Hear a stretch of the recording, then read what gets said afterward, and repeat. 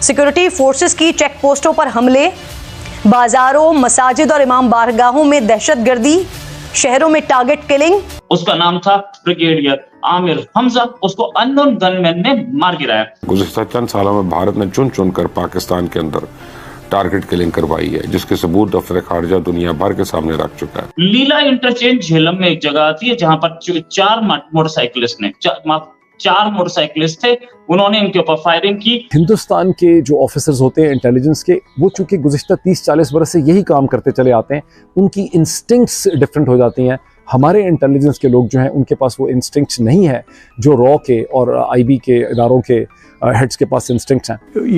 ये है agency raw को ये कहा गया कि ये आप करें, और वो खुद एडमिट कर रहा है। पाकिस्तान के अपने इतने मसाइल हैं कि पाकिस्तानियों को ज़्यादा इसकी परवाह नहीं होनी चाहिए कि नरेंद्र मोदी क्या करेंगे, लेकिन क्योंकि नरेंद्र मोदी वो वजीर आजम हैं जो बार बार पाकिस्तान के ऊपर हमलावर हो चुके हैं। पाकिस्तान एक चीज में आगे था, उसमें भी अब इंडिया आगे चला गया। इन पे नजर सबकी थी, इन पर यूएस की भी नजर थी, इन पर सीआईए की भी नजर थी, इन पर इंडिया की भी नजर थी। Nuclear stock pile, nuclear Arsenal में इंडिया पाकिस्तान से आगे चला गया है। The game is over for Jarnail. ये समझ लीजिए, अपने टाउटों के जरिए धमकियां देना, ये करना, ये आप करते रहें, लगे रहें ना। बांग्लादेश में आप कामयाब हुए थे। इंडिया के पास जो है वो अब 172 हो गए हैं, पाकिस्तान के पास 170।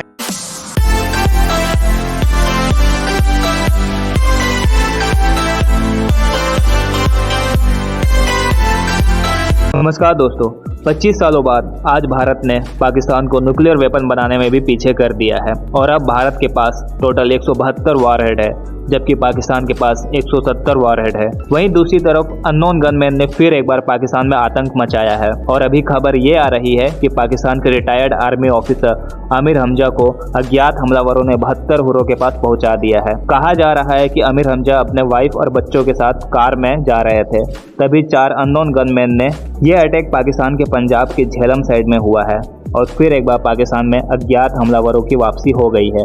लेकिन इस न्यूज़ को लेकर पाकिस्तान मीडिया में अब भी सन्नाटा है हमेशा की तरह। इसी टॉपिक पर चलिए आगे पाकिस्तानी मीडिया का रिएक्शन देखते हैं। अगर आपको ये वीडियो पसंद आए तो लाइक करें और हमारे चैनल को सब्सक्राइब कर लें।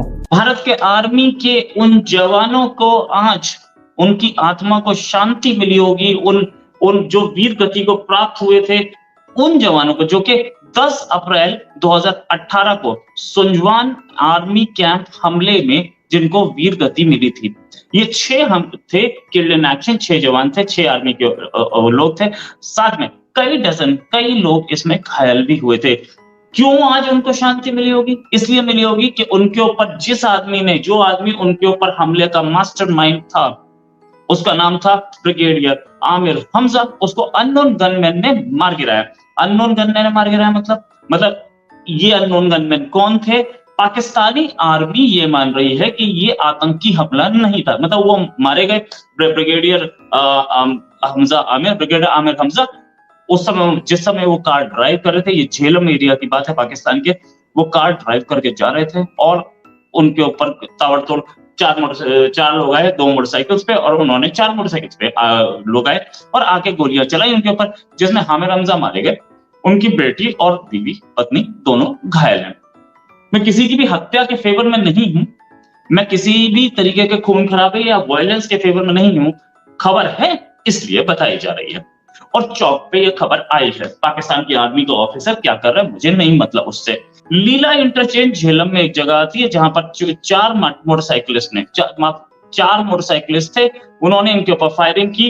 इनकी बेटी और पत्नी दोनों के दोनों इंजर हुई। ये उधर ही घायल हो गए थे, हॉस्पिटल ले जा गया तो वहां डेड डिक्लेयर किया।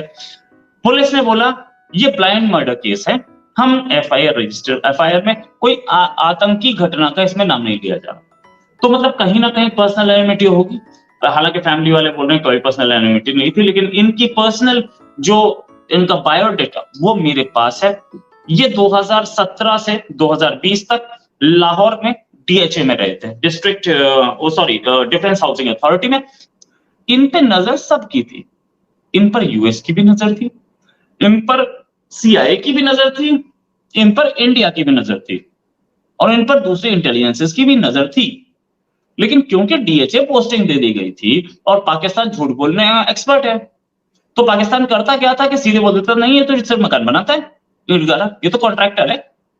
तो उस चीज की आड़ में ये काम हो रहा था। एक चीज कि उड़ी अटैक, पुलवामा अटैक का क्रेडिट लेने वाले जैश ए मोहम्मद, उसका जो हेडक्वार्टर है वो भी बहावलपुर में है।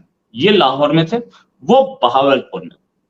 लाहौर और बहावलपुर का फासला ये मत समझिएगा कि दिल्ली नोएडा टाइप है या मुंबई थाने टाइप है, ऐसा नहीं। 450 किलोमीटर दूर है, ठीक है। लेकिन बहावलपुर के जितने भी जैश ए मोहम्मद के जो लोग थे, कुछ की लोग, कुछ मतलब ऐसा नहीं है कि चीफ, कुछ की आदमी, वो लाहौर बैठते हैं। वो लाहौर में अपने, क्योंकि वो लाहौर या इस्लामाबाद में आतंकियों का गढ़ काफी ज्यादा नहीं है। जैसा लाल मस्जिद छोड़ के बहुत ज्यादा वहां नहीं घूमते। लाहौर क्यों इसका हक रखा जाता है? क्योंकि वहां पर पंजाब गवर्नमेंट का रूल है और पंजाब गवर्नमेंट, आप सेंट्रल गवर्नमेंट को ब्लेम नहीं कर सकते। सेंट्रल गवर्नमेंट को तब ब्लेम करोगे जब वो इस्लामाबाद में होंगे। और इंटरनेशनल एजेंसीज को भी बेवकूफ बनाया जा सकता है लाहौर से, क्योंकि वहां सारे हेडक्वार्टर्स हैं, वहां सारी आर्मी के वो है इस्लामाबाद में, वहां आर्मी के इंस्टॉलेशंस हैं, वहां पे आर्मी का एक्शन होना आसान हो जाता है। हालांकि ये आर्मी के अंडर ही पलते हैं, लेकिन जब सारी एम्बेसीज बोलेंगे कि इस्लामाबाद में आतंकी बैठे तो हम कैसे संभालेंगे, हमें आपको एम्बेसी से, हमारी एम्बेसी की सिक्योरिटी को प्रॉब्लम है, तो आर्मी को एक्शन लेना पड़ेगा। इसलिए ये सारे लाहौर में रखे जाते हैं या लाहौर के आसपास बहावलपुर और इधर उधर रखे जाते हैं सारे के सारे, और उसी से काम चलता है। पाकिस्तान एक चीज में आगे था, उसमें भी अब इंडिया आगे चला गया। और हुआ कुछ यूं है कि nuclear stock pile, nuclear Arsenal में इंडिया पाकिस्तान से आगे चला गया है। वैसे तो ये सुनकर ही होगी, ये मालूम नहीं होगा कि अच्छा क्या इंडिया के पास न्यूक्लियर आर्सेनल या वॉरहेड्स जो हैं वो कम थे पाकिस्तान से? तो जी हाँ, ऐसे ही था। भारत जो कि 5th लार्जेस्ट इकोनॉमी है, दुनिया की सबसे बड़ी पॉपुलेशन है और दुनिया की सबसे बड़ी डेमोक्रेसी है, उसके पास पाकिस्तान से कम न्यूक्लियर स्टॉक पाइल था। फ़र्क बहुत ही कम था, अभी आपके सामने रखते हैं, लेकिन था ऐसा। तो एक चीज़ में पाकिस्तान आ गया था। आपको पता है कि फिर जंग व जदल तो मीरास है हमारी, ये तो आप जानते ही हैं, तैमूर से लेकर और अब्दाली तक, हमलों तक और तलवार से लेकर तीरों तफंग तक, इसमें तो मुसलमानों से कोई आगे कहाँ बढ़ सकता है। लेकिन ऐसा नहीं है। इसकी वजह यह है कि अगर हम ये देखें कि मिलिट्री स्टॉक पाइल जो कि वॉर हेड्स हैं, उन सबसे ज़्यादा कहाँ पर हैं, तो वो यूनाइटेड स्टेट्स के पास हैं, जो कि हैं 3708, 3700 से ज़्यादा, सबसे ज़्यादा ये जो है, कहीं पर मैंने 4000 भी एक पढ़ी थी, अब ये पता नहीं कौन से साल की है, लेकिन इतने हैं अमेरिका के पास। तो यूनाइटेड स्टेट्स इसमें सबसे आगे है। रशिया जो है उसके पास 4000, बल्कि रशिया के पास तो इससे भी ज़्यादा हैं, 4380 कहे जा रहे हैं। यूके के पास 225 बताए जाते हैं और फ्रांस के पास 290 हैं। चाइना के पास 500 न्यूक्लियर वॉरहेड्स हैं और इंडिया के पास ये मिलिट्री स्टॉक पाइल जिसको हम कह रहे हैं वो है, और इंडिया के पास जो है वो अब 172 हो गए हैं। पाकिस्तान के पास 100